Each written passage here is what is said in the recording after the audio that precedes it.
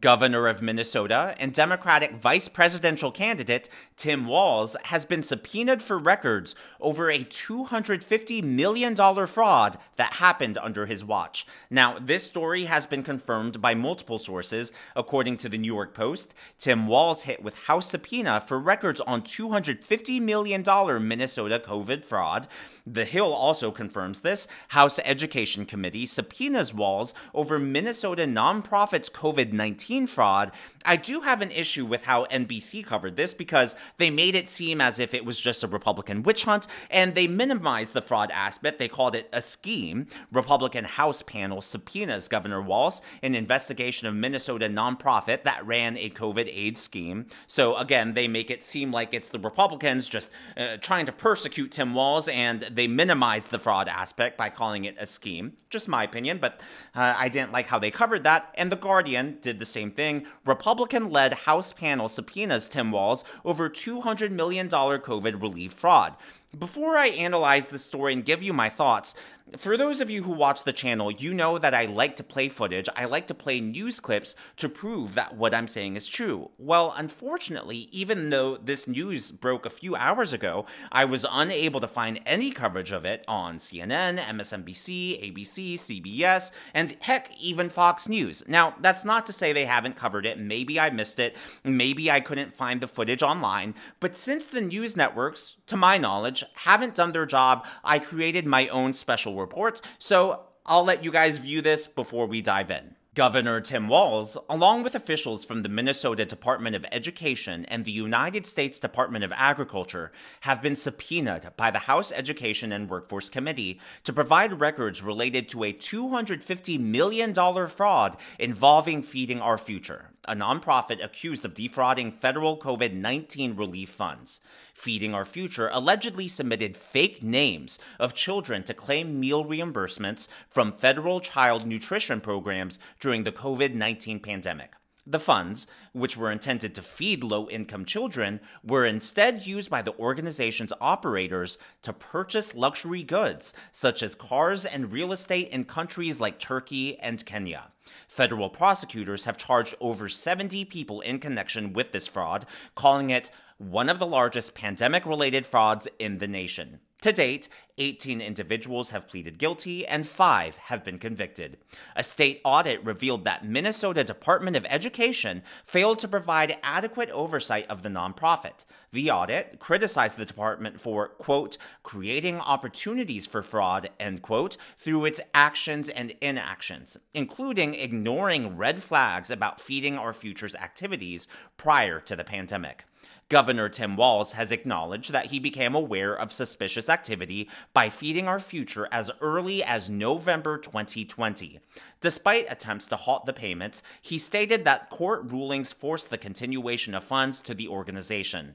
However, the judge in the case later issued a rare public statement denying that any court ordered mandated the resumption of payments.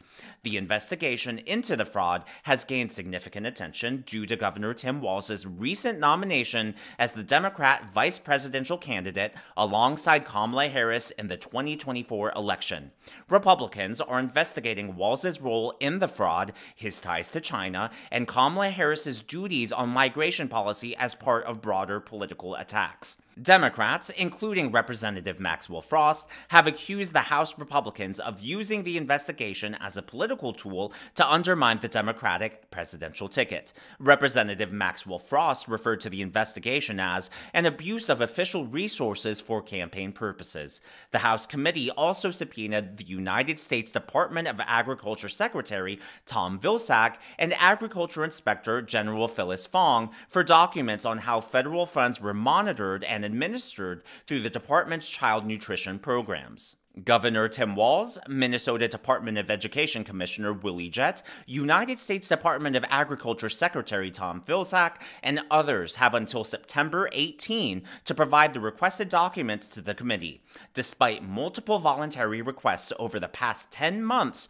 Republicans argue that key materials have not yet been produced. The investigation into the Feeding Our Future fraud began in 2022 when Republicans, then in the minority, first requested documents from federal agencies. Upon gaining control of the House in 2023, Republicans intensified their inquiry, issuing subpoenas to obtain critical records related to the fraud. Okay, so those were all the top line notes that you need to know, but there's a lot more to this story that makes it a lot worse, not just for Tim Walz, but also for Kamala Harris. So according to The Guardian, 5 people that were involved in this scheme have been convicted, but it gets even worse because one of those attempted to bribe a juror with a bag filled with $120,000 in cash. In total, 70 people have been charged in relation to the scheme.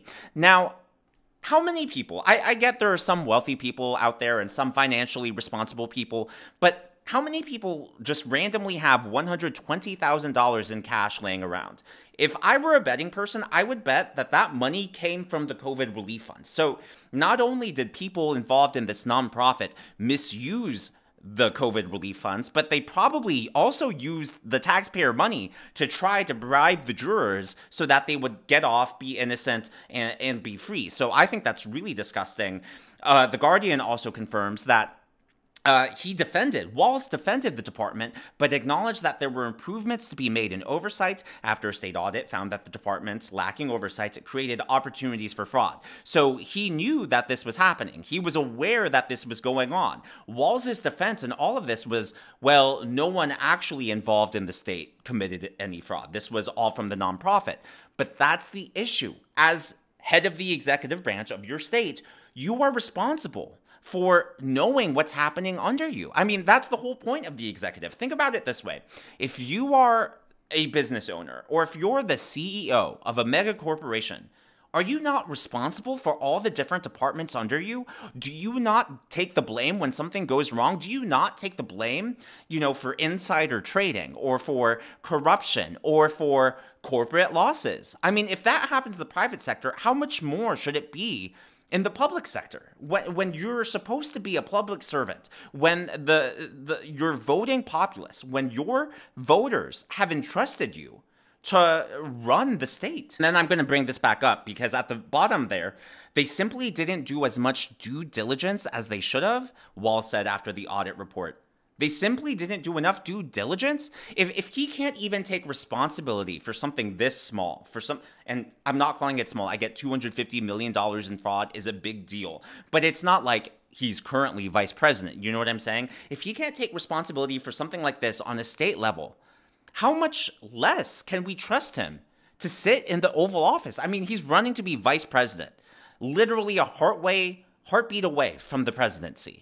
If you can't take responsibility for financial mismanagement, I don't know about you guys, but I don't trust him to be the commander-in-chief. Now, it's not just those details from The Guardian. It actually gets worse from the New York Post. Quote, rather than nourishing hungry children, however, the money funded lavish lifestyles, including fancy cars and real estate holdings, as far away as Turkey and Kenya. So the money didn't even, fraud is bad enough, but it's not as if it just enriched people here in America.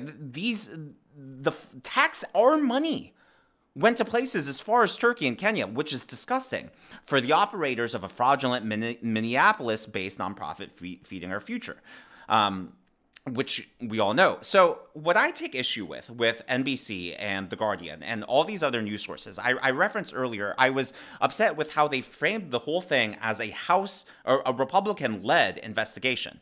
Well, we get it's Republican-led because Republicans control the House, but that sort of insinuates that it's just politics, right? That Republicans are only investigating him because he's the Democratic vice presidential candidate. Well, apparently, the FBI has been raiding this nonprofit as early as April 2020 and as recently as January 2022. So this has been going on for a while. Which also raises the question, side note, of did Kamala Harris's vetting team not see this? Did they not know this? If they couldn't vet Tim Walz, or even worse, if they did vet him and found all of this out and just didn't care, that really speaks to a lack of judgment on Kamala Harris's part as well as her team's part.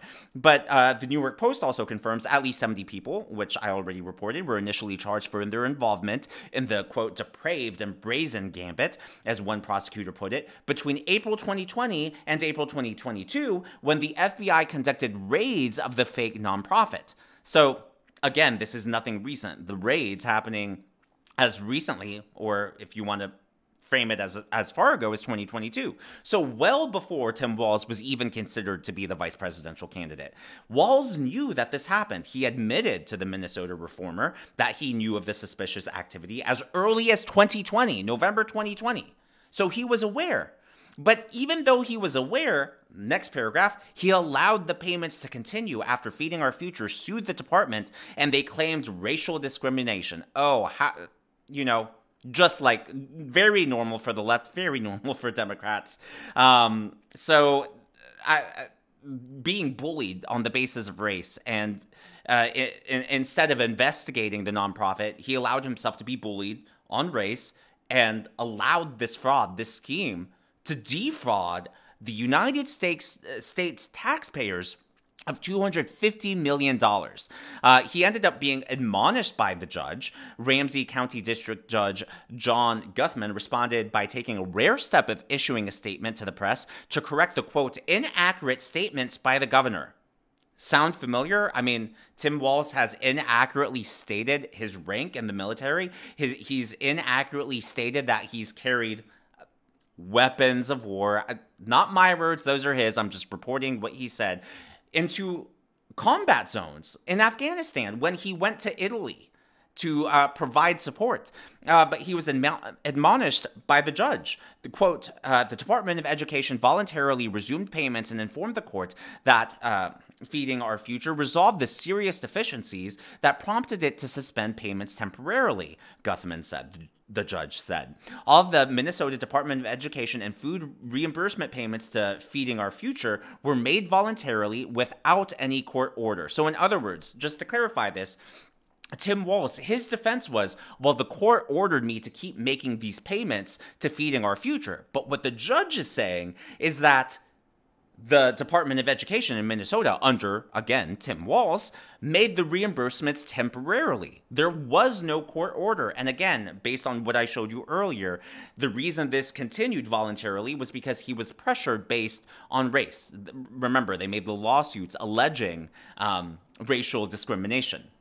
And he continued, you can pause this if you want to read it, but the judge essentially is just calling out Tim Walz for lying. And this goes back, you know, to 2020, 2021, 2022. So none of this criticism is recent. None of Tim Walz's behavior as far as lying or misspeaking is recent. He apparently has a habit of doing this. Again, if he mismanaged $250 billion of taxpayer money in his home state of Minnesota, how else? What else can we trust him with? What else would he... If it's that bad on a state level, it would be so much worse on a federal level. Now, I do have screenshots of the actual subpoena. If you want to pause the screen, I'm going to zoom in here. But this is the actual subpoena from the House that they sent over to Tim Walz. This is the letter basically making the demands. I covered this earlier, which is why I'm not going to read it. But he has until September 18 to provide all the records over. Third page of the letter, and then this is the actual subpoena document itself. You can see here, by authority of the House of Representatives of the Congress of the United States of America. If the media was doing its job, heck, if Kamala Harris's campaign vetting team did its job, Tim Walz probably wouldn't be this close to where he is to being in the Oval Office. Very scary. As always, all of this is just my analysis, just my opinion, and I would love to know yours in the comments below. What do you think about this whole debacle?